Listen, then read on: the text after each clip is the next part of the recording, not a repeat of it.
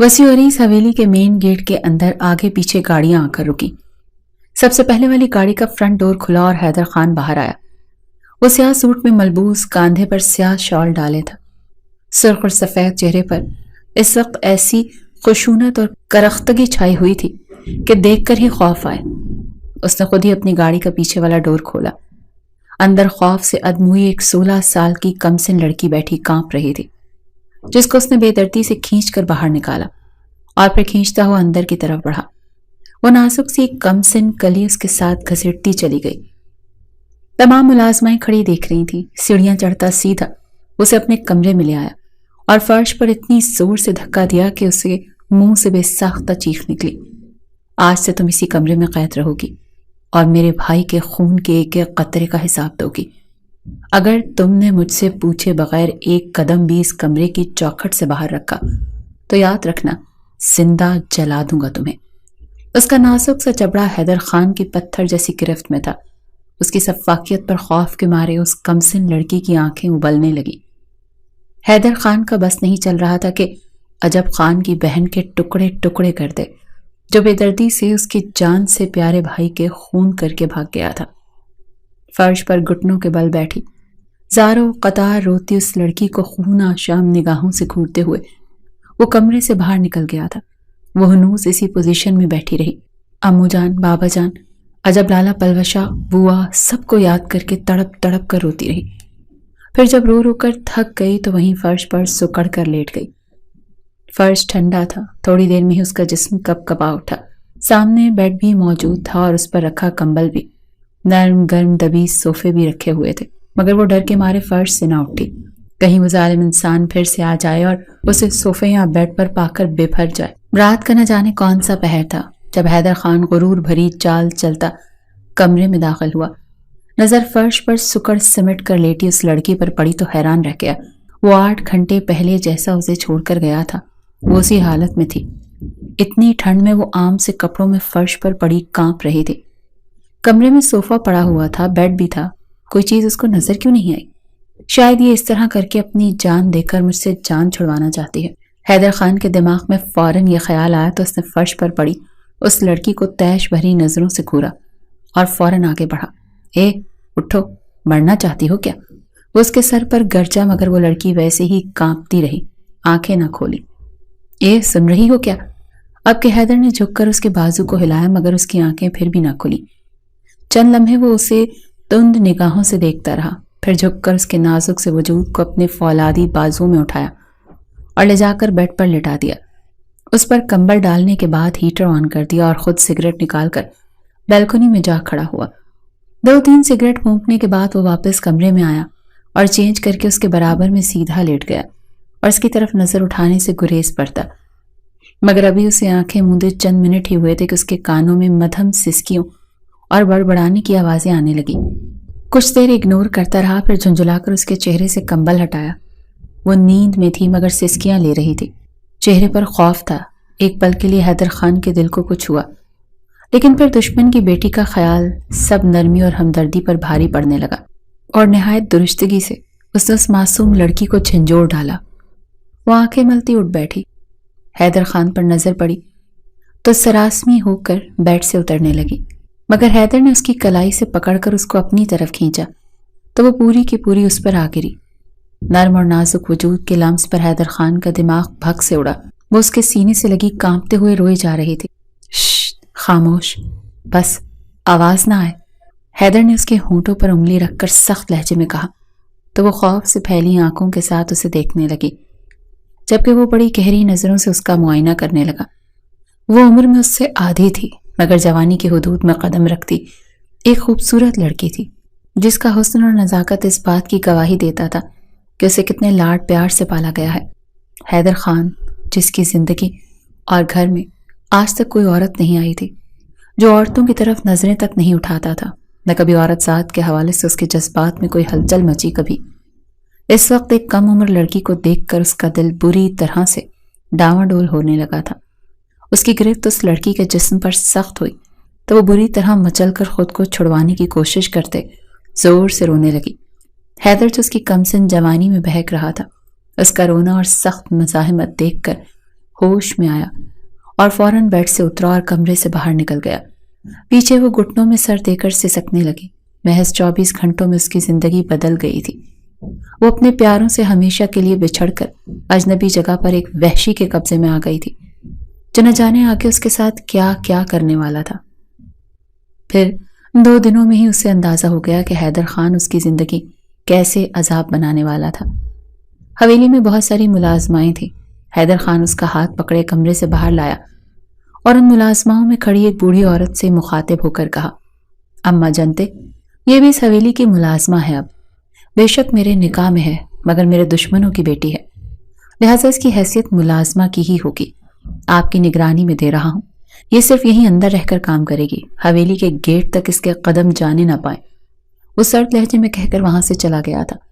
اماں جنتے نے جاتے ہوئے حیدر خان کو افسوس سے اور اس لڑکی پر بے حد ترہم بھری نظروں سے دیکھا، جو سہمی کھڑی اپنی بڑی بڑی آنکھوں سے اسے دیکھ رہی تھی۔ اس کی آنکھوں میں خوف کی جھلک واضح تھی۔ آؤ میرے ساتھ۔ اماں جنتے اس کا ہاتھ پکڑ کر کچن میں لے آئی تھی۔ کیا نام ہے تمہارا؟ کچن میں رکھی کرسی پر بیٹھنے کا اشارہ کرتے ہوئے اماں جنتے نے نرمی سے پوچھا۔ حرم، اس نے آہستہ سے جواب دیا۔ ماشاء اللہ، بڑا خوبصورت نام ہے۔ اماں جنتے مسکرائیں۔ کام کرنا آتا ہے؟ انہوں نے دودھ پتی کا مگ اس کے سامنے رکھتے ہوئے پوچھا۔ حرم نے معصومیت سے نفی میں سر ہلایا۔ اماں جنتے نے ٹھنڈی سانس بھری۔ وہ جانتی تھی یہ نازوں میں پلی کم عمر لڑکی بھلا کام کاج کرنا کیسے جانتی ہوگی، مگر وہ حیدر بابا کو بھی اچھی طرح جانتی تھی کہ نفرت اور غصے میں وہ کس قدر انتہا پر پہنچ جاتا ہے۔ انہیں اس لڑکی کی شدید فکر ہو رہی تھی۔ انہوں نے حرم سے کوئی کام نہ کروایا، مگر شام کو حیدر ان کے سر پر برستا ہوا پہنچ گیا۔ اماں جنتے، میں اس لڑکی کو آپ کے ذمے اس لیے لگایا تھا کہ اس سے کام کروائیں، نہ کہ اس کو کرسی پر بٹھا کر باتیں کریں اور کھلائیں پلائیں۔ اماں جنتے بوکھلا گئیں۔ ارے نہیں بیٹا، وہ بچی ہے، کام کرنا نہیں جانتی، پہلے اسے سکھانا ہوگا نا۔ انہوں نے حرم کا دفاع کیا۔ بس آپ رہنے دیں، میں کسی اور کے ذمے لگا دوں گا یہ کام۔ حیدر نے ہاتھ اٹھا کر انہیں ٹوک دیا اور لمبے لمبے ڈگ بھرتا وہاں سے چلا گیا۔ اماں جنتے نے ایک ناگوار نظر کچھ فاصلے پر کام کرتی شادوں پر ڈالی۔ وہ اچھی طرح سے جانتی تھی کہ اپنے نمبر بڑھانے کے لیے حیدر بابا کو ساری رپورٹ وہی دیتی تھی۔ حیدر کمرے میں آیا تو اسے نہ پا کر اس نے باری باری ڈریسنگ روم اور واش روم میں جھانکا، مگر وہ کہیں نہیں تھی۔ ماتھے پر بل ڈالے وہ کمرے سے نکلنے ہی لگا تھا کہ اس کی نظر بالکنی پر پڑی۔ وہ وہیں بیٹھی ہوئی تھی۔ کس سے پوچھ کر تم یہاں بیٹھی ہو؟ وہ دم دم کرتا اس کے سر پر پہنچا۔ حرم گھبرا کر کھڑی ہو گئی۔ وہ میں، اس کی زبان اٹکنے لگی، آنکھوں میں خوف پھیل گیا۔ کیا میں؟ حیدر خان نے اس کی کلائی سے اسے دبوچا۔ حرم کی چیخ نکل گئی۔ چپ، آواز نہ آئے۔ وہ اس کے چیخنے پر دھاڑا اور کھینچتے ہوئے کمرے میں لے آیا۔ میں تمہیں نیچے کیوں لے کر گیا تھا؟ اس نے اپنی لہو رنگ آنکھیں اس کے خوفزدہ چہرے پر گاڑتے ہوئے پوچھا۔ حرم نے جواب دینے کے بجائے ڈر کر آنکھیں بند کر لیں۔ جواب تو لڑکی۔ اس نے حرم کی کلائی کو جھٹکا دیا تو وہ بلبلا اٹھی۔ کام کے لیے؟ وہ بری طرح رو پڑی۔ پھر کیا تم نے کام؟ حیدر نے اس کے رونے کی پرواہ نہ کرتے ہوئے چپتے ہوئے لہجے میں پوچھا۔ وہ ہنوس روتی ہوئی بولی۔ اس نے ایک اور جھٹکا دیا تو وہ نفی میں سر ہلاتے ہوئے گڑ گڑانے لگی۔ پلیز مجھے چھوڑ دیں، مجھے اپنے گھر جانا ہے، بابا کے پاس، امو ججا کے پاس، مجھے جانے دیں، میں یہاں نہیں رہ سکتی، میں مر جاؤں گی، مجھے چھوڑ دیں، میرا دل پھٹ جائے گا۔ اس کی آواز درد سے پھٹ رہی تھی، مگر سامنے حیدر خان جیسا سفاک انسان تھا جسے بھائی کی موت نے پاگل کر دیا تھا۔ اس پر بھلا اس معصوم لڑکی کے التجام کا کیا اثر ہوتا؟ الٹا وہ بپھر اٹھا۔ گھر جانا ہے تمہیں؟ اپنے باپ کے پاس؟ وہی باپ جس نے بیٹے کو بچانے کے لیے تمہاری قربانی دی، اس کے پاس جانے کی خواہش رکھتی ہو؟ ایک بات یاد رکھو لڑکی، تم خون بہا میں آئی ہو۔ اگر تمہارا بھائی میرے ہاتھ لگ گیا تو میں تمہیں آزاد کر دوں گا، لیکن اگر وہ مجھے کبھی نہ ملا تو اس کی سزا تم بھگتو گی۔ آئندہ میرے سامنے اپنے گھر یا باپ کا نام نہ لینا، ورنہ زبان کاٹ کر رکھ دوں گا۔ سفاکی سے کہتا اسے دھکا دیتا وہ واش روم میں چلا گیا تھا۔ حرم لڑکھڑا کر بیڈ پر گری تھی۔ گرتے وقت بیڈ کا ایک کونا اس کے ماتھے میں لگنے سے منہ سے درد بھری سسکاری نکلی تھی۔ اسے یہاں رہتے ہوئے 2 ہفتوں سے زیادہ کا عرصہ ہو گیا تھا۔ شروع کے ٹائم دن رات رونے کے بعد بالآخر اس نے اس حقیقت کو تسلیم کر لیا تھا کہ وہ اپنے بھائی کے بدلے خون بہا کے طور پر حیدر خان کے نکاح میں آئی ہے۔ وہ اس کے بھائی کے قاتل کی بہن ہے، اسی لیے اسے حیدر خان کا ہر ستم خاموشی سے برداشت کرنا تھا۔ دوسری ملازماؤں کے ساتھ سارا دن وہ کام کرتی رہتی تھی۔ اماں جنتے جو اس کی ہمدرد تھی، حیدر نے انہیں کہیں بھیج دیا تھا۔ اس کی نگرانی جس ملازمہ کو سونپی گئی تھی وہ بھی نہایت شفاف تھی۔ حرم پر کئی بار وہ ہاتھ بھی اٹھا چکی تھی۔ اسے کام کرنا نہیں آتا تھا، تبھی اس سے بار بار غلطیاں سرزد ہوتی تھیں جن پر وہ ملازمہ نہ صرف خود اسے زد و کوب کرتی بلکہ حیدر خان سے شکایت لگاتی۔ پھر حرم کے لیے ایک اور امتحان شروع ہو جاتا۔ حیدر شاہ کمرے میں اسے ہر ممکن حد تک ٹارچر کر رہا تھا، سوائے اس کے ابھی تک اس نے اسے جسمانی طور پر استعمال نہیں کیا تھا۔ اس کے پیچھے نہ جانے کیا وجہ تھی۔ بہرحال حرم اس بات پر شکر ادا کرتی تھی، ورنہ اگر یہ ظالم شخص اس طریقے سے بھی ٹارچر کرتا تو وہ برداشت نہ کر پاتی۔ پہلے دن کے بعد اس نے پھر کبھی اسے اپنے بیڈ پر نہیں سونے دیا۔ وہ اپنا بستر اس کے بیڈ سے کچھ فاصلے پر زمین پر ہی لگاتی تھی۔ اس رات بھی کچن کا تمام کام کاج ختم کر کے اس نے وہیں ایک کونے میں بیٹھ کر کھانا کھایا اور پھر حیدر کے لیے کافی بنا کر کمرے میں لے آئی۔ شروع میں اس سے کافی اچھی نہیں بنتی تھی۔ حیدر نے اس چیز کے لیے کئی بار اسے دھنک کر رکھ دیا تھا۔ اب وہ قدرے بہتر کافی بنانے لگی تھی۔ حیدر صوفے پر ٹانگ رکھ کے بیٹھا موبائل استعمال کر رہا تھا۔ حرم مرے مرے قدموں سے اس کے قریب گئی اور کپ کپاتے ہاتھوں سے کافی اس کی طرف بڑھائی۔ موبائل میں مصروف حیدر نے ایک نظر کافی اور اس کے کپ کپاتے ہاتھوں پر ڈالی، پھر نخوت بھرے لہجے میں بولا، رکھ دو۔ حرم نے شکر پڑھتے جلدی سے اس کے سامنے پڑی میز پر رکھی اور اپنی جگہ پر آ کر بستر بنانے لگی۔ حیدر نے کافی کا کپ اٹھا کر لبوں سے لگایا اور ایک گھونٹ بھر کر فرش پر تھوک دیا۔ بستر بناتی حرم کا دل اچھل کر حلق میں آیا۔ یہ کیا ہے؟ حیدر خان نے کافی کی طرف اشارہ کرتے ہوئے درست لہجے میں پوچھا۔ کافی؟ حرم نے ڈرتے ڈرتے کہا۔ اتنی بد ذائقہ؟ آخر تم سیکھو گی کب پھوہڑ لڑکی؟ وہ گرجا۔ حرم کانپنے لگی اور آنکھوں سے آنسو بہنے لگے۔ وہ اٹھ کر اس کے قریب آیا۔ حرم سانس روک کے اسے دیکھنے لگی۔ حیدر خان گھٹنوں کے بل اس کے قریب بیٹھا اور اپنی خون خوار آنکھیں اس کی سہمی ہوئی آنکھوں میں گاڑتے ہوئے بولا، تمہیں یہاں رہتے ہوئے 1 مہینہ ہونے والا ہے اور اب تک ایک کام بھی تم ڈھنگ سے نہیں سیکھ پائی؟ تمہارے پاس اب مزید صرف 3 دن ہے سیکھنے کے لیے۔ 3 دن بعد میری ماں آ رہی ہے۔ اگر ان کے سامنے تم نے کوئی بھی غلطی کی تو سمجھو تم اپنے ہاتھوں سے اپنی قبر خود کھودو گی۔ وہ بولا نہیں، پھنکار رہا تھا۔ حرم خوف سے ساکت اسے دیکھتی گئی۔ اس کا رنگ لٹھی کی مانند سفید پڑ رہا تھا۔ حیدر خان بھی اس پر نگاہیں جمائے بیٹھا تھا۔ ابھی وہ مزید بھی اسے ڈرانے والا تھا جب جیب میں پڑا اس کا فون بجنے لگا۔ اسکرین پر نظر پڑی تو چہرے کے تنے تاثرات یکدم ڈھیلے پڑ گئے۔ کال اٹینڈ کر کے فون اس نے کان سے لگایا۔ السلام علیکم اماں جان، کیسی ہیں آپ؟ کچھ دیر پہلے والی اس کی کڑوی سرد آواز اب میٹھی شیرنی میں تبدیل ہو چکی تھی۔ وہ بات کرتے ہوئے ٹیرس کی طرف چلا گیا۔ پیچھے حرم کا دل اپنے آنے والے مزید برے وقت کا سوچ کر بیٹھا جا رہا تھا۔ پھر دوسرے دن صبح کچن میں کام کے دوران دوسری ملازماؤں کی سرگوشیاں اس کے کانوں میں پڑی۔ وہ کسی بڑی خانزادی کے آنے کے بارے میں بات کر رہی تھی۔ بعد میں حرم کو پتہ چلا وہ بڑی خانزادی دراصل حیدر خان کی ماں تھی، جو 1.5 ماہ سے لندن میں اپنے سب سے چھوٹے بیٹے اور بیٹی کے ساتھ علاج کے لیے مقیم تھی۔ تیسرے نمبر والے بیٹے وہاج کی موت سے انہیں سخت صدمہ لگا تھا، جس کی وجہ سے وہ دل کی تکلیف کا شکار ہوئی تھی۔ اب طبیعت کے ٹھیک ہونے کے بعد وہ واپس آ رہی تھی۔ جس ملازمہ نے حرم کو یہ ساری معلومات دی تھی، اس نے یہ بھی کہا تھا کہ وہ ذہنی طور پر تیار رہے۔ بڑی خانزادی ایک نہایت سنگدل عورت ہے، ملازمین کی چھوٹی سے چھوٹی غلطی پر بھی معاف نہیں کرتی بلکہ سزا دیتی ہے، اور حرم تو ان کے بیٹے کے قاتلوں کی بیٹی ہے، پر اسے کیسے معاف کریں گی وہ بھلا؟ حرم تو سن کر ہی کانپ گئی تھی۔ پھر 3 دن بعد اس نے حیدر خان کی ماں کو دیکھا، کریم کلر کے نفیس سوٹ میں، سر پر دوپٹہ اور کاندھے پر شال پھیلائے۔ سرخ اور سفید رنگت والی اس عورت کے چہرے پر اتنا سرد پن جھلک رہا تھا، اتنی دور سے دیکھ کر بھی حرم کو دل خوف سے لرز اٹھا۔ ان کے ساتھ انہی سے ملتے جلتے نقوش والی ایک پختہ عمر کی خاتون تھی، جسے لڑکی تو نہیں کہا جا سکتا، یہ شاید حیدر خان کی بڑی بہن تھی، جس نے بیوہ ہونے کے بعد دوبارہ شادی نہیں کی تھی۔ ساتھ ہی حیدر کا سب سے چھوٹا بھائی حذیفہ خان تھا، اس کے نقوش حیدر سے ملتے جلتے تھے۔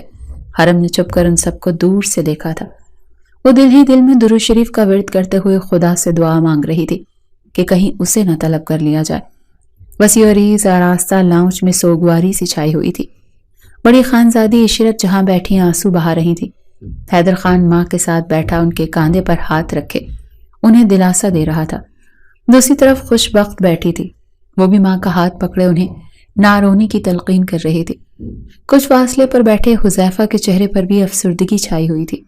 امی جان پلیز چپ کر جائیں، آپ کی طبیعت مشکل سے ٹھیک ہوئی ہے، خدا نخواستہ پھر بگڑ گئی تو۔ حیدر سمجھاؤ نا امی جان کو۔ خوش بخت جو کب سے ماں کو چپ کروانے کی کوشش کر رہی تھی حیدر سے مخاطب ہوئی۔ ہاں امی جان، آپا ٹھیک کہہ رہی ہیں، اتنا سٹریس آپ کے لیے ٹھیک نہیں ہے، آپ لمبے سفر سے آئی ہیں، کچھ تو خیال کریں۔ سمجھانے کے ساتھ اس کا انداز شکایتی بھی تھا۔ ہاں امی جان پلیز صبر کریں، رونے کے بجائے بھائی کے لیے دعا کریں۔ حذیفہ بھی اٹھ کر ماں کے قریب آ بیٹھا۔ ارے کیسے صبر کر لوں، میرے چاند سا شہزادہ منو مٹی تلے دفن ہو گیا، خدا اس کے خونی کو تباہ کرے۔ حیدر تم نے اسے کیوں چھوڑ دیا، ٹکڑے ٹکڑے کیوں نہیں کیے اس کے، بجائے اس کے اپنے بھائی کے خون کا بدلہ لیتا تو بدلے میں اس کی بہن کو لے آیا۔ وہ ہذیانی انداز میں حیدر سے مخاطب ہوئی۔ 10 دن پہلے جب حیدر نے فون پر اطلاع دی تھی کہ وہ وحاش کے قاتل کی بہن کو نکاح کر کے خون بہا میں لے آیا ہے تو تب سے وہ شدید دکھ میں تھی۔ امی جان میں اس لیے اس کی بہن کو لایا تھا کیونکہ وہ ذلیل انسان کہیں بھاگ کر چھپ گیا ہے، جب اسے لاڈلی بہن کا پتہ چلے گا تو وہ ضرور سامنے آئے گا، تب میں اس کے 1000 ٹکڑے کر کے آپ کے قدموں میں رکھوں گا۔ ماں کو سمجھاتے وہ خود ہی مشتعل ہو گیا۔ عشرت جہاں نے آنسو صاف کیے، پھر ناراض لہجے میں بولی، بلاؤ اس لڑکی کو، میں دیکھنا چاہتی ہوں اسے۔ نورا، نورا! حیدر کے چلانے پر نورا بھاگی ہوئی وہاں۔ جی خان! اس نے تھوک نکل کر سوالیہ نظروں سے دیکھا۔ اس لڑکی کو لے آؤ۔ اس نے حرم کا نام نہیں لیا مگر نورا سمجھ گئی تھی کہ وہ کس کے بارے میں حکم دے رہا ہے۔ کچھ دیر بعد ڈری سہمی حرم کو بڑی خانزادی کی عدالت میں پیش کر دیا گیا۔ حرم کو ان کی طرف سے سخت ری ایکشن کی تو توقع تھی مگر اتنا شدید ہوگا یہ اس نے نہیں سوچا تھا۔ عشرت جہاں چند لمحے اسے سر سے پیر تک گھورتی رہی تھی، پھر یکایک اس کی آنکھوں میں خون اتر آیا اور وہ حرم پر جھپٹ پڑی۔ حیدر خان سمیت سب تماشا دیکھ رہے تھے، کسی نے بڑی خانزادی کو نہیں روکا جو انتہائی بے دردی سے اسے پیٹے جا رہی تھی۔ پھر اچانک حذیفہ آگے بڑھا۔ امی پلیز چھوڑیں اسے، یہ مر جائے گی۔ حذیفہ نے بمشکل حرم کو بے پھری عشرت جہاں سے چھڑوایا۔ وہ ہانپتی ہوئی صوفے پر بیٹھ گئی جبکہ حرم فرش پر گر کر رونے لگی۔ اسے یہاں سے لے جاؤ، حذیفہ نے حرم کی طرف اشارہ کرتے ہوئے نورا سے کہا تو وہ فوراً آگے بڑھی اور سسکتی ہوئی حرم کو اٹھا کر لے گئی۔ اس کے بعد حرم کی زندگی پہلے سے بھی زیادہ بدتر بنا دی گئی۔ عشرت جہاں نے اسے حیدر خان کے کمرے سے بے دخل کروا کر گھر کے عقبی طرف بنے ایک پرانے سٹور میں بھیج دیا۔ وہ سٹور رہائشی حصے سے ذرا ہٹ کر تھا جس میں پرندوں اور جانوروں کی خوراک کی بوریاں پڑی ہوئی تھیں۔ اس کمرے میں عجیب سی ناگوار سی اسمیل پھیلی رہتی تھی۔ حرم جب رات کو کام نمٹا کر ایک ملازمہ کے ہمراہ سے سٹور میں آئی تو پھٹی پھٹی نگاہوں سے اس چھوٹے سے گندے قید خانے کو دیکھتی رہی۔ ملازمہ اسے چھوڑ کر چلی گئی تھی۔ سٹور روم میں اندھیرا تھا۔ ملازمہ اس پر رحم کھا کر ایک چھوٹا سا لالٹین روشن کر کے رکھ گئی تھی۔ وہ سٹور روم کے ایک کونے میں چٹائی پر سکڑی سمٹی بیٹھی روئی جا رہی تھی۔ کمرے کی ویرانی اور تنہائی اس کی جان نکالے جا رہی تھی۔ حیدر خان کے کمرے میں کم از کم وہ ڈرتی تو نہیں تھی سوائے اس جلاد کے، مگر یہاں ڈر سے اس کا دل بیٹھا جا رہا تھا، اس ناگوار بو سے اس کا دماغ پھٹا جا رہا تھا۔ ساری رات ایک لمحے کے لیے بھی وہ نہیں سو سکی۔ صبح ہوئی تو ملازمہ اسے کام کے لیے بلانے گئی۔ حرم کا ڈر تو ختم ہو چکا تھا مگر سر درد سے پھٹا جا رہا تھا، مگر وہ انکار نہیں کر سکتی تھی۔ کچن میں برتنوں کا ڈھیر ہوتے ہوئے ابھی اسے 5 منٹ ہی ہوئے تھے کہ سر درد کے ساتھ اسے الٹی بھی آنے لگی۔ برتن چھوڑ وہ دونوں ہاتھوں سے سر کو تھام کر الٹی کرنے اور رونے لگی۔ اسے مائیگرین کا مسئلہ تھا۔ جب بھی سر میں درد ہوتا تھا تو وہ بڑا شدید قسم کا ہوتا اور ساتھ میں الٹی بھی آتی تھی۔ وہ سنک پر جھکی بری طرح الٹی کر رہی تھی۔ جب خوش بخت کچن میں داخل ہوئی اس نے الٹی کرتی حرم کو چونک کر دیکھا اور پھر چپتی ہوئی نظروں سے سر سے پیر تک اس کا ایکس رے کرنے لگی۔ کیوں آ رہی ہے تمہیں الٹی؟ خوش بخت نے کڑے لہجے میں پوچھا۔ حرم نے آنسو بھری نگاہوں سے اس کی طرف دیکھا مگر کچھ بولی نہیں۔ بولو، کیوں آ رہی ہے تمہیں الٹی؟ کس کا گناہ پل رہا ہے تمہارے پیٹ میں؟ اس نے حرم کو بالوں سے پکڑ کر جھٹکا دیا تو حرم کی چیخ نکل گئی۔ خوش بخت بیوی اس کے سر میں درد ہے اسی لیے الٹی آ رہی ہے۔ قریب کھڑی رشیدہ سے اس کا یہ ظالمانہ سلوک برداشت نہ ہو سکا۔ تم سے پوچھا ہے میں نے؟ خوش بخت نے رشیدہ کو گھورا اور پھر پلٹ کر خونخوار نگاہوں سے حرم کو دیکھتے اس کے بالوں کو کھینچنے لگی۔ جواب دو، کس کا گناہ پال رہی ہو؟ ہمارے کس ملازم کے ساتھ منہ کالا کیا ہے تم نے ذلیل لڑکی؟ ایک تو اس کا سر شدید درد، اوپر سے بے دردی سے بال کھینچے جانے کی تکلیف۔ وہ تڑپ اٹھی، کسی کا نہیں، خدا کے لیے چھوڑے مجھے۔ آہ! حرم ناقابل برداشت درد کی شدت سے بے حال ہو کر اونچی آواز میں روتے رحم کی درخواست کر رہی تھی۔ کیا ہوا ہے آپا؟ کیا کیا ہے اس لڑکی نے؟ اس وقت حیدر خان نے وہاں قدم رکھا۔ حرم نے درد سے تڑپتے آس بھری نگاہوں سے اس کی طرف دیکھا۔ حیدر خان کی نگاہوں میں پہلے دن والی ہی سختی اور نفرت تھی۔ میں کیا بتاؤں حیدر، مجھے تو شرم آتی ہے اس نیچ لڑکی کے کرتوت بتاتے ہوئے۔ الٹیاں کر رہی ہے، ذرا کال کر کے ڈاکٹر کو بلاؤ، ابھی پتہ چل جائے گا اس کے کارنامے کا۔ خوشبخت نے کھا جانے والی نظروں سے حرم کی طرف دیکھتے ہوئے ڈھکے چھپے انداز میں حیدر سے کہا، تو اس نے بے یقین نظروں سے حرم کی طرف دیکھا۔ مجھے مائیگرین کا درد ہوتا ہے، اسی لیے الٹی آئی ہے، خدا کی قسم۔ اس نے شدت سے روتے ہوئے ایک بار پھر اپنی بات دہرائی تو حیدر کے چہرے پر اطمینان سا پھیل گیا، ورنہ خوشبخت آپا کی بات سن کر تو اسے کرنٹ لگا تھا۔ ہمیں بیوقوف بنانے کی کوشش کر رہی ہو؟ ابھی ڈاکٹر کو، اس کو چھوڑیں آپا، بعد میں دیکھ لیجیے گا، مجھے دیر ہو رہی ہے، آپ امی جان کو لے آئیں، میں گاڑی نکلواتا ہوں۔ خوشبخت اس کو بخشنے کے موڈ میں نہیں تھی، مگر حیدر کے ٹوکنے پر سر ہلاتی ایک سنگین نظر حرم پر ڈالتی وہ کچن سے باہر نکل گئی۔ ان کے جاتے ہی حرم پھر سے سر پکڑے بری طرح رونے لگی۔ بڑی کوئی ظالم ہے یہ خوشبخت خانزادی، اللہ پوچھے اس عورت سے۔ رشیدہ بڑبڑاتی ہوئی حرم کے پاس بیٹھ کر اس کا سر دبانے لگی۔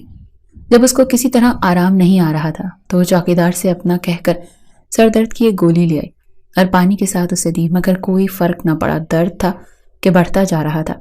وہ زار و قطار رونے لگی۔ اسے وہ وقت یاد آنے لگا جب سر درد ہونے پر سب اس کے ارد گرد جمع ہو جاتے تھے، بابا جان، امو جان، بوا، جب لالا، تمام ملازمائیں، سب کی بھاگ دوڑ لگ جاتی تھی۔ جب تک اس کو آرام نہ آ جاتا پورا گھر ایک ٹانگ پر کھڑا رہتا تھا۔ اس کا رونا مزید بڑھنے لگا۔ اسی وقت جاگنگ سوٹ میں ملبوس حذیفہ کچن میں داخل ہوا اور حرم کو زمین پر بیٹھے روتے دیکھ کر وہ چونکا۔ کیا ہوا؟ سر میں درد ہے اس کے کیا؟ رشیدہ کو اس کا سر دباتے دیکھ اس نے پوچھا۔ جی چھوٹے خان، بڑا شدید درد ہے بیچاری کو، کہتی ہے اس کو یہ مائیگرین کا درد ہمیشہ ہوتا ہے۔ رشیدہ نے ہمدردانہ انداز میں کہا، کیونکہ اسے پتا تھا حذیفہ خان ضرور اس لڑکی پر ترس کھائے گا۔ اس گھر میں ایک وہی تو تھا نرم دل، تبھی نوکر بھی اپنا ہر مسئلہ بلا جھجک اس سے شیئر کرتے تھے۔ او ہو، کوئی دوائی دی اسے؟ توقع کے مطابق اس کو بھی سنتے ہی ہمدردی ہوئی۔ جی چھوٹے خان، سر درد کے لیے گولی دی ہے، مگر اس سے آرام نہیں آیا بیچاری کو۔ مائیگرین کے لیے دوسری گولیاں یوز کرتی ہوں میں، عام گولیوں سے آرام نہیں آتا۔ حرم نے بمشکل بولتے ہوئے بھیگی سرخ آنکھوں سے ایک پل کے لیے حذیفہ کو دیکھا تھا۔ وہ کتنے درد میں مبتلا تھی، اس کے چہرے پر صاف نظر آ رہا تھا۔ ایک پل کے لیے نہ جانے کیوں حذیفہ کے دل کو کچھ ہوا تھا۔ اس نے حرم سے ٹیبلٹس کے نام پر پوچھے اور ملازم سے منگوا کر دی، ساتھ ہی رشیدہ کو بھی تاکید کر دی کہ اس بات کا کسی کو پتہ نہ چلے۔ ٹیبلٹس لینے کے بعد اس کے درد میں افاقہ ہوا۔ رشیدہ نے چپکے سے کاموں میں بھی اس کی اچھی خاصی مدد کر دی۔ عشرت جہاں کو روٹین کے چیک اپ کے لیے حیدر شہر لے کر گیا تھا، خوشبخت بھی ساتھ تھی تو حرم کی کچھ بچت ہو گئی۔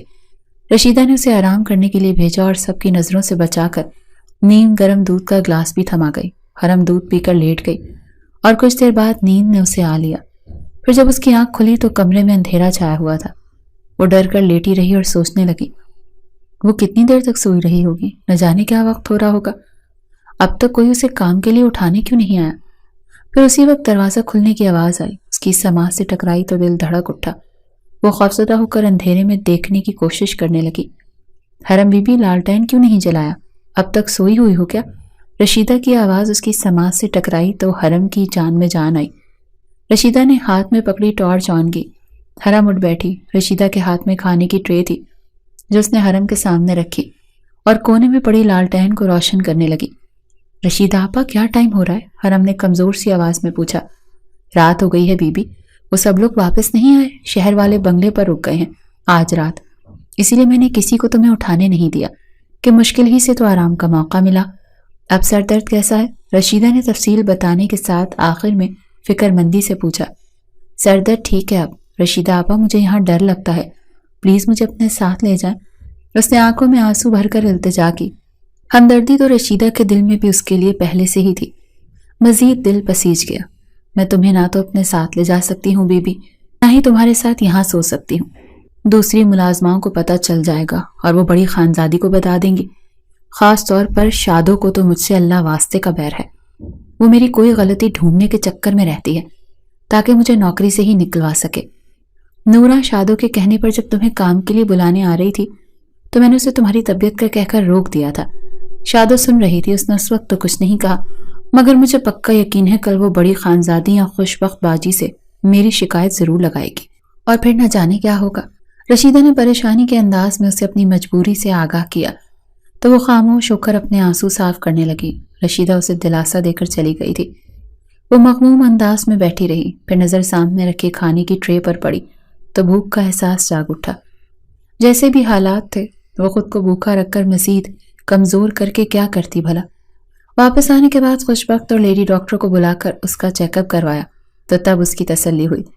حرم چپ چاپ سارا دن کام کرتی رہتی، معمولی سی غلطی پر خوش بخت اور عشرت جہاں کے عذاب کا نشانہ بنتی. عشرت جہاں تو اسے دیکھتے ہی پاگل ہو جاتی تھی. ایک دن رات کے کھانے پر وہ کچن سے ڈونگا لے کر میز پر رکھنے آئی تو جیسے ہی عشرت جہاں کی نظر اس پر پڑی شیشے کا گلاس اٹھا کر اس کی طرف پھینکا. حرم چیخ مار کر سائڈ پر ہوئی، مگر گلاس کا کونا پھر بھی ماتھے پر لگ گیا. حیدر بھی وہاں موجود تھا. ماں کی اس سفاکیت پر وہ بھی ششدر رہ گیا. وہ انہیں کچھ کہنا چاہتا تھا مگر خوش بخت آپا کو ماں کے اس اقدام پر ان کی حوصلہ افزائی کرتے دیکھا تو لب بھینچ کر وہاں سے اٹھ گیا. حرم روتے ہوئے اسٹور روم میں آئی تھی. اگرچہ چوٹ بہت بڑی نہیں تھی مگر درد بہت زیادہ ہو رہا تھا. سسکتے اور درد جھیلتے پھر نہ جانے کب اسے نیند آ گئی. رات کا نہ جانے کون سا لمحہ تھا جب بادلوں کی شدید گڑگڑاہٹ سے اس کی آنکھ کھلی تھی. اس حویلی میں آنے کے بعد پہلی بار وہ بادلوں کی گڑگڑاہٹ سن رہی تھی.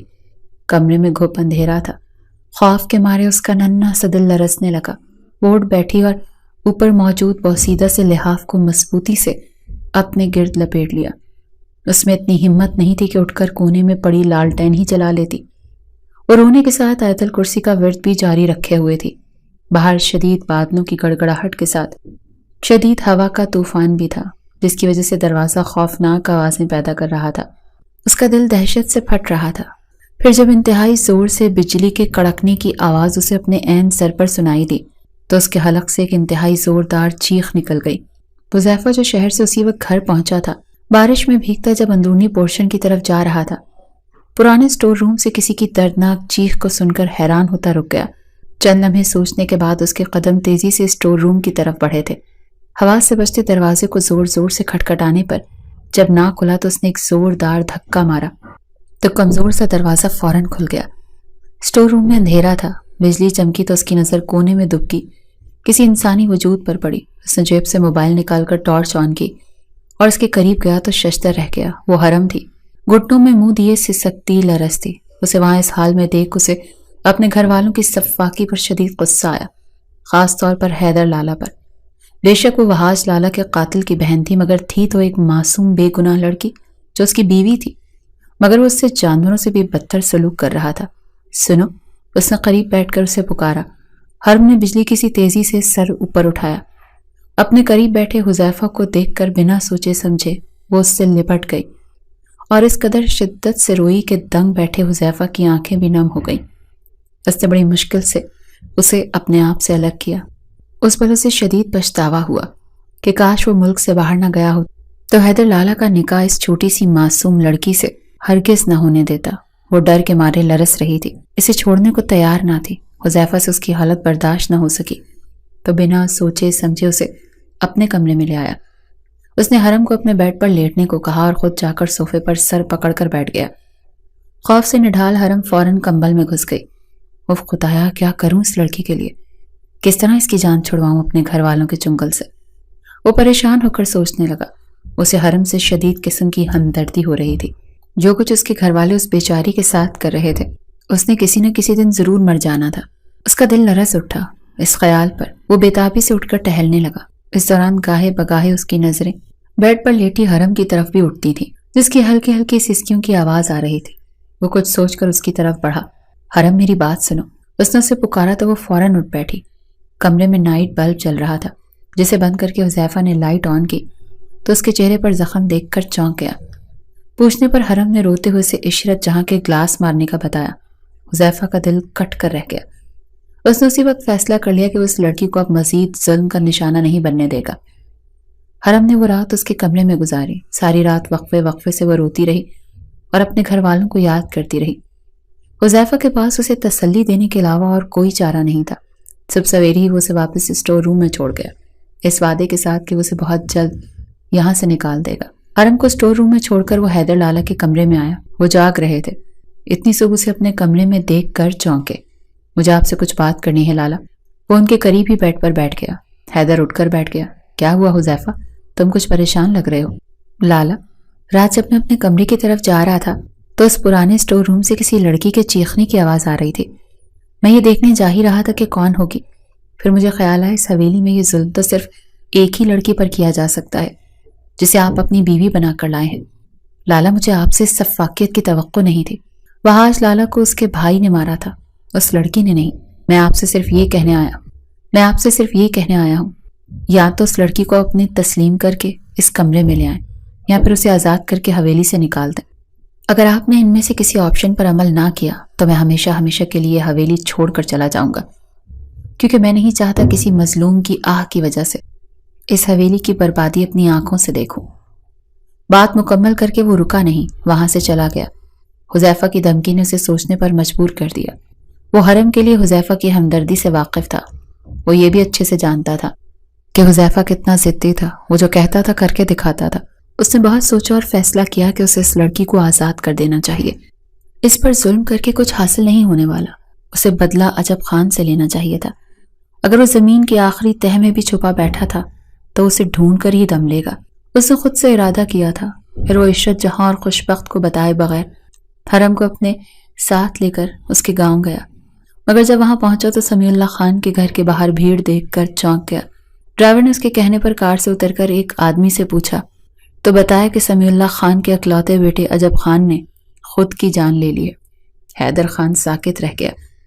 جس عجب خان کو ڈھونڈ کر وہ مارنے کی خواہش رکھتا تھا اس نے خود ہی اپنی جان لی تھی۔ اس نے پچھلی سیٹ پر سوئی حرم کی طرف دیکھا اور ایک لمحے میں فیصلہ کر لیا کہ وہ اسے نہیں چھوڑے گا بلکہ بیوی تسلیم کر کے ہمیشہ کے لیے اپنے ساتھ رکھے گا۔ وہ نیند میں تھی، اگر جاگ جاتی تو اپنا علاقہ دیکھ کر شور مچاتی، اسی لیے اس نے جلدی سے گاڑی واپس موڑ لی۔ اسے لے کر حویلی آیا تو خوشبخت آپا کو اندرونی مین گیٹ کے پاس بے چینی سے ٹہلتے پایا۔ حیدر کو دیکھ کر وہ تیزی سے اس کی طرف بڑھی اور ساتھ موجود حرم کو دیکھ کر غصے سے آگ بگولا ہو کر پوچھنے لگی کہ وہ نے بتائے بغیر اس لڑکی کو کہاں لے کر گیا تھا۔ تو حیدر نے جواب میں وحاش کے قاتل کے مرنے کی خبر دینے کے ساتھ یہ بھی کہا کہ اب انتقام ختم ہو گیا، حرم اس کی بیوی ہے، وہ اسے کہیں بھی لے جا سکتا ہے۔ خوشبخت حیدر کا دشمن کی بیٹی کے لیے بدلہ نرم انداز دیکھ کر حیران رہ گئی اور فوراً ماں کو بتانے کمرے میں گئی، مگر عشرت جہاں کو بستر پر بے سود پڑے دیکھ چلانے لگی۔ اس کی آواز سن کر حیدر، حذیفہ سب وہاں جمع ہو گئے۔ عشرت جہاں کو اسپتال لے جایا گیا مگر اسے فوت ہوئے تو کئی گھنٹے ہو چکے تھے۔ ڈاکٹرز نے اس کی موت کو طبعی موت قرار دیا۔ عشرت جہاں کی موت سے یوں تو حیدر اور حذیفہ بھی غمگین تھے، مگر خوشبخت تو دورے پڑ رہے تھے۔ سب سے زیادہ ماں سے وہ اٹیچ تھی۔ حرم بالکل چپ چاپ تھی۔ عشرت جہاں کی موت سے نہ تو اسے خوشی ہوئی تھی نہ ہی دکھ۔ وہ اب رشیدہ کے پاس اس کے کمرے میں آرام سے رہ رہی تھی۔ ماں کی موت کے صدمے سے حیدر بھی اس کی طرف سے غافل ہو چکا تھا۔ ایک دو بار اس کا حذیفہ سے سامنا ہوا تو اس نے خیر خیریت پوچھ لی تھی۔ حرم کو وہ رات یاد کر کے شرمندگی ہوتی تھی جب وہ حذیفہ سے لپٹی روتی رہی تھی۔ عشرت جہاں کو مرے 15 دن ہو گئے تھے۔ خوشبخت ہنوز صدمے میں تھی۔ ایسے میں اب حرم کی طرف سے اس کا دھیان بالکل ہٹ گیا تھا، جس پر حرم نے شکر ادا کیا۔ ایک رات ڈنر کے بعد وہ کچن میں کھڑی برتن دھو رہی تھی جب ایک ملازمہ نے اسے حیدر کا پیغام دیا۔ اسے اسٹڈی روم میں بلا رہے تھے۔ حرم خوف سے لرز اٹھی۔ اتنے دنوں سے وہ خوشبخت کے ساتھ ساتھ حیدر خان کے عتاب سے بھی بچی ہوئی تھی۔ مرے مرے قدموں سے دل میں درود شریف کا ورد کرتی وہ اسٹڈی روم کی طرف بڑھی۔ آہستگی سے دروازہ کھول اندر داخل ہوئی۔ سامنے ہی وہ ریوالونگ چیئر پر آنکھیں موند کر بیٹھا جھول رہا تھا۔ حرم دم سادے کھڑی اسے دیکھتی رہی، نہ جانے کتنی دیر بیت گئی۔ اچانک میز پر رکھا اس کا موبائل بجنے لگا۔ حیدر فوراً آنکھیں کھول کر سیدھا ہو بیٹھا۔ موبائل کی طرف بڑھتا اس کا ہاتھ رک گیا۔ کچھ فاصلے پر منجمد کھڑی حرم کو اس نے حیرانگی سے دیکھا۔ نہ جانے وہ کب سے وہاں کھڑی تھی، ذرا سی بھی آہٹ اسے محسوس نہیں ہوئی تھی۔ بجتے موبائل کو اس نے بند کر دیا اور اس کے قریب آیا۔ حرم اسے قریب آتا دیکھ کر لرزنے لگی. کانپ کیوں رہی ہو؟ اس نے قریب آ کر نرم لہجے میں پوچھا تو وہ آنکھیں پھیلا کر اسے دیکھنے لگی. معصوم چہرہ، اس پر چھایا ڈر اور لرزتا کانپتا نازک سا بدن. حیدر کو اپنا دل پگھلتا ہوا محسوس ہوا. ساری نفرت اور غصے کے جو جذبات روز اول سے حرم کے لیے اس کے دل میں تھے وہ ختم ہو چکے تھے. اس روز جس روز عجب خان کی موت کی خبر ملی تھی وہ حرم کو اپنانے والا تھا، مگر عشرت جہاں کی اچانک موت کے صدمے نے اسے حرم کو بھلا دیا تھا. آج 15 دنوں بعد اسے اس کا خیال آیا تھا. اسے خوفزدہ ہو رہی تھی. حیدر کو پہلی بار افسوس ہوا.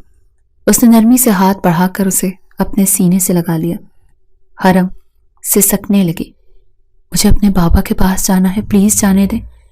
اس کا نرم رویہ پا کر حرم نے التجا کی. ٹھیک ہے، کل لے جاؤں گا. اور کچھ؟ حیدر نے اس کے ماتھے پر لب رکھتے ہوئے کہا. حرم نے گھبرا کر اس کا حصار توڑا. ڈرو نہیں، تمہاری مرضی کے بغیر کچھ بھی نہیں ہوگا، حیدر نے مسکرا کر کہا. حرم کی پلکیں جھک گئی. وہ لب کاٹنے لگی. حیدر نے گہری سانس لے کر اسے دیکھا. تم بیڈ پر سو جاؤ آرام سے، میں ٹیرس پر ہوں. وہ سگریٹ لائٹر اٹھا کر ٹیرس پر چلا گیا. کچھ دیر بعد واپس آیا تو وہ بیڈ پر سو رہی تھی. وہ بھی اس کے برابر میں لیٹ گیا اور اس کی طرف کروٹ بدلی. سینے تک کمبل لیے وہ گہری نیند میں تھی. حیدر یکٹک اس کی معصومیت بھرے چہرے کی طرف دیکھتا رہا. اس کے جذبات میں ہلچل مچنے لگی اور وہ بے اختیار اس کے قریب ہوا اور نرمی سے اسے اپنے حصار میں لے لیا اور اس کے چہرے پر جھک گیا. پھر وہ خود پر سے کنٹرول کھونے لگا. حرم نرم گرم لمس پر جاگ گئی اور خود کو اس کی قید میں پا کر مچل اٹھی. حیدر نے اسے پیار سے سمجھانے کی کوشش کی مگر اس نے زور زور سے رونا سٹارٹ کر دیا تو وہ گہری سانس لے کر پیچھے ہٹ گیا. صبح ہوئی تو اس نے حرم سے کہا وہ ارجنٹ کام کے سلسلے میں 1 ہفتے کے لیے دبئی جا رہا ہے. واپس آتے ہی اس کے والدین سے ملوانے بھی لے جائے گا اور اس کے ساتھ ازدواجی تعلق بھی قائم کرے گا، لہٰذا وہ خود کو تب تک ذہنی طور پر تیار کر لے. حرم دم سادے ساکت سی بیٹھی رہی. بے شک حیدر خان ایک چارمنگ مرد تھا مگر حرم کا دل اسے قبول کرنے پر تیار نہیں تھا. وجہ شاید اس کے وہ تمام برے سلوک تھے جو اس نے حرم کے ساتھ کیے تھے. پھر وہ اس کا ذہنی سکون لے کر دبئی چلا گیا. ادھر حرم کی جان پر بن گئی. حیدر خان کے ساتھ زندگی گزارنے کے لیے اس کا دل بالکل نہیں مان رہا تھا. اسے پریشان دیکھ حذیفہ نے پوچھا تو حرم نے اپنی پریشانی شیئر کر دی کیونکہ ایک حذیفہ ہی تو تھا جو اس کا سچا ہمدرد تھا. حذیفہ نے اسے تسلی دی اور کہا کہ وہ اس کا ساتھ دے گا. اگر وہ حیدر کے ساتھ نہیں رہنا چاہتی تو اسے حیدر سے آزادی دلوائے گا، بس وہ اچھی طرح سوچ سمجھ کر فیصلہ لے اور پھر اسے بتائے. حرم کی کچھ جان میں جان آئی. اس نے حذیفہ سے درخواست کی کہ وہ حیدر کے آنے سے پہلے اپنے والدین سے ملنا چاہتی ہے. حذیفہ کچھ تذبذب کا شکار ہوا تاہم پھر اس نے حامی بھر لی، لیکن حرم سے درخواست کی کہ وہ ان کے پاس رکے گی نہیں، مل کر واپس آ جائے گی. جب اسے حیدر سے آزادی دلوا دے گا تو پھر ہمیشہ کے لیے وہ خود اسے اپنے والدین کے پاس چھوڑائے گا. حرم نے اس سے وعدہ کر لیا تھا. حذیفہ اسے اس کے گاؤں لے کر گیا لیکن ابھی وہ گاؤں کے اندر داخل ہوئی تھی کہ اسے بہرام چاچا نظر آیا. بہرام چاچا اس کے باپ کا ایک قابل بھروسہ وفادار ملازم تھا جو حرم کی پیدائش سے بھی پہلے حویلی میں کام کر رہا تھا. بہرام چاچا کو دیکھ کر اس نے حذیفہ سے گاڑی رکوائی اور اسے آواز دی. بہرام چاچا حرم کو دیکھ کر پہلے تو حیران رہ گیا. اس کے چہرے پر پریشانی کے تاثرات نمودار ہوئے اور وہ کہنے لگا حرم بی بی آپ حویلی نہ جائیں، آپ کی جان کو خطرہ ہے. کچھ دن پہلے آپ کے والد اور چچا کے درمیان زمین کے تنازع پر جھگڑا ہوا تھا. بات اتنی بڑھ گئی کہ دونوں نے ہاتھا پائی کر لی. پھر سائیں سمیع اللہ کے ہاتھوں سمد خان مارا گیا. پولیس نے انہیں گرفتار کر لیا. وہ اب جیل میں ہیں. بڑی مالکن آپ کی اماں جان جو پہلے ہی آپ کے لالا کے مر جانے کی وجہ سے صدمے میں تھی، اس نئی افتاد کو برداشت نہ کر پائیں اور اس دنیا سے چلی گئی. آپ کی حویلی اور زمین پر سمد خان اور اس کے بیٹوں کا قبضہ ہے. انہوں نے کہا ہے کہ اگر آپ کبھی حویلی آئیں تو وہ آپ کو بھی مار دیں گے، اسی لیے بی بی آپ فوراً یہاں سے چلی جائیں. حرم اپنے گھر والوں پر بیتی قیامت سن کر سہ نہ سکی اور بے ہوش ہو گئی. حذیفہ اسے فوراً واپس حویلی لے آیا. جب وہ ہوش میں آئی تو پھوٹ پھوٹ کر رونے لگی. ایسے میں حذیفہ کا دل بھی اس کے غم پر دکھی ہو گیا تھا. حیدر کو گئے ایک ہفتے سے زیادہ ہو گیا تھا. پھر ایک دن سے پتہ چلا وہ واپس آ رہا ہے. وہ حذیفہ کے پاس چلی گئی. حذیفہ پلیز مجھے بچا لو، مجھے حیدر خان کے ساتھ زندگی نہیں گزارنی. یہ بات سوچ سوچ کر ہی میرا سانس بند ہو رہا ہے. اس نے روتے ہوئے حذیفہ کے آگے ہاتھ جوڑ دیے. حذیفہ نے اپنے آنسو چھپانے کے لیے منہ پھیر لیا. اسے کیسے بتاتا کہ وہ خود بھی اسے حیدر لالا کے ساتھ نہیں دیکھ سکتا. اسے اس کے ساتھ سوچ کر اس کی سانس بند ہونے لگتی ہے، مگر وہ یہ سب نہیں کہہ سکتا تھا. اسے انتظار کرنا تھا. اگر حرم حیدر لالا کو انکار کر دیتی تو وہ یقیناً اسے زبردستی اپنے ساتھ رکھنے کی کوشش کرتے، کیونکہ وہ حیدر لالا کے جبر والی طبیعت سے واقف تھا. لیکن اس نے سوچ لیا تھا کہ اگر حیدر لالا نے ایسا کیا تو وہ بھول جائے گا کہ وہ اس کا بھائی ہے. حرم کی خوشی کے لیے اسے جو کرنا پڑا وہ کرے گا. لیکن قدرت کو کچھ اور ہی منظور تھا شاید. حیدر جس طیارے سے واپس آ رہا تھا وہ طیارہ بیچ راستے میں کریش ہو گیا تھا. حویلی میں اس خبر سے کوہرام مچ گیا تھا. ابھی تو حاج اور عشرت جہاں کی موت کا غم نہیں بھولا تھا، خوشبخت اور حذیفہ کو، اور اب حیدر. خوشبخت صدمے سے اپنا ذہنی توازن کھو بیٹھی. حذیفہ نے بڑی مشکل سے اس پہاڑ جیسے غم کو برداشت کیا. اب حویلی اور زمینوں کی دیکھ بھال اس کے کاندھوں پر آ گئی تھی. حرم جو حیدر خان کو ناپسند کرتی تھی، مگر اس کی موت سے اس کو بھی گہرا شوق لگا تھا. سب سے زیادہ دکھ اسے حذیفہ کی حالت پر ہوا تھا، جسے اس صدمے نے توڑ کر رکھ دیا تھا. خوشبخت تو اپنے حواسوں میں نہیں تھی. حذیفہ نے حرم سے ریکویسٹ کی کہ وہ حویلی کے معاملات کی نگرانی اپنے ذمے لے لے. حرم جو اتنے عرصے سے اس حویلی میں ملازمہ کی حیثیت سے رہ رہی تھی، پہلے تو اس نئی صورتحال پر گھبرائی، مگر پھر اماں جنتے کی بھرپور مدد سے آہستہ آہستہ اس نے سب انتظام سنبھال لیا. خوشبخت جس نے حرم پر بے انتہا ظلم کیا تھا، اب لاچاری کی حالت میں بستر پر پڑی تھی. خراب ذہنی توازن کی وجہ سے وہ کسی کو پہچاننے سے بھی قاصر تھی. فالج نے اس کا ایک بازو پیرالائز کر دیا تھا. حرم کو اس پر ترس آتا تھا. وہ کسی ملازموں کو اپنے قریب نہیں آنے دیتی تھی. زور زور سے چیختی چلاتی تھی. اسے کھانا اور دوائیں کھلانا بہت ہی جان جوخم والا کام تھا، جس کو حذیفہ بڑی مشکل سے سر انجام دیتا تھا. حذیفہ کو باہر کے بھی معاملات دیکھنے پڑتے اور خوشبخت آپا کی دیکھ بھال بھی. حرم اس کی مدد کرنے کے لیے ڈرتے ڈرتے آگے بڑھی. شروع میں تو خوشبخت اسے بھی اپنے قریب نہیں آنے دیتی تھی، مگر پھر آہستہ آہستہ وہ حرم سے مانوس ہو گئی تھی. حذیفہ اس کا ممنون تھا. حیدر کی موت کو 6 مہینے بیت چکے تھے. حویلی کا سارا انتظام حرم نے بخوبی سنبھال لیا. دن میں کئی بار اس کا حذیفہ سے آمنا سامنا اور بات چیت ہوتی تھی. حرم کا دل نہ جانے کیوں اب اسے دیکھ کر عجیب انداز میں دھڑکنے لگتا تھا. وہ اپنی اس کیفیت پر خود بھی حیران تھی. لاشعوری طور پر وہ اس کی توجہ کے منتظر رہنے لگی تھی. حذیفہ کے تمام کام آہستہ آہستہ اس نے اپنے ذمے لے لیے تھے. حذیفہ نے پہلے تو اس چیز کو محسوس نہیں کیا، مگر پھر جب غور کیا تو چونک اٹھا.